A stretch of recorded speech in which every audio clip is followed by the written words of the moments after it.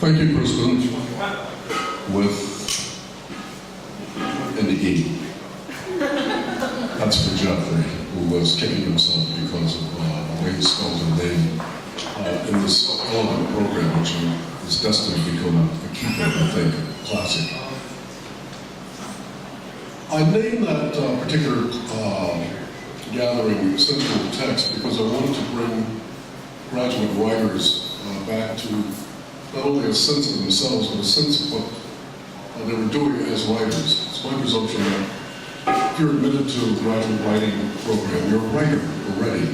And so it's kind of a finishing process that's going on. And sometimes, particularly in an academic setting, you forget what actually made you want to tell stories or write poems or project things in language, which is in effect building an otherwise invisible world. You're making it visible to the imaginations of those who listen to, who read you. So getting back to language that makes you feel by way of touch, or see, or taste, or hear, or smell, is very important.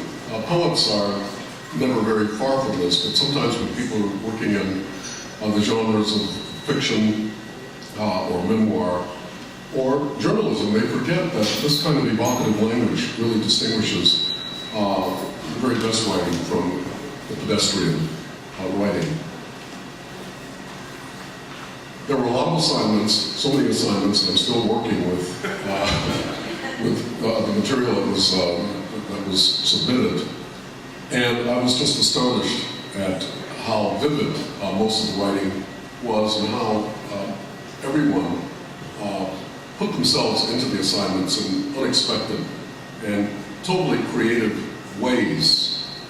Eventually I will have something of everyone's on my website at alyoung.org. I've just learned how to deal with an anchor in a web page so that instead of having to scroll down and read everybody's thing, you can click on their names and go to it. So this weekend, I'll put my new learning into action.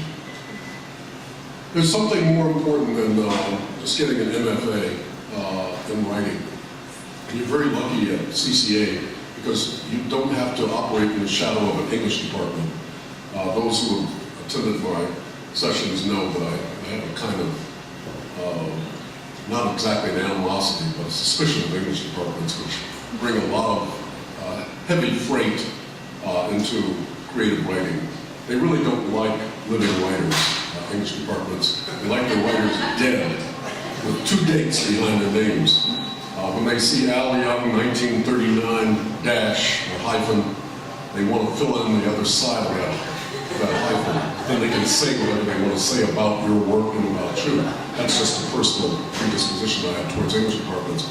But because people are studying writing here, surrounded by painters and dancers and photographers and sculptors and filmmakers, creativity is the coin of the realm, and so you just sort of inhale it. And certainly the assignments, the fulfillment of the assignments let me know this. But bigger than that is that we're living in a world that's surrounded with an awful lot of mendacity, a lot of lies, a lot of stories that really aren't true, that are calculated to distort and to perceive. You as writers, I think, have the responsibility of getting at the truth of things as you perceive it through language. And I think that these skills will become increasingly valuable as the century wears on. And so I'd just like to remind you that there's a little missionary facet to this. I won't say you go out and preach, but if you get a bead on the truth and do it in a way that affects others, and you're affecting consciousness, and heaven knows our planet needs some new consciousness, which is what you have brought into this world, and will further through practicing your what Dylan Thomas called your craft or sullen art. I'm going to close with some lines from a poem of mine called Notes on the Future of Love.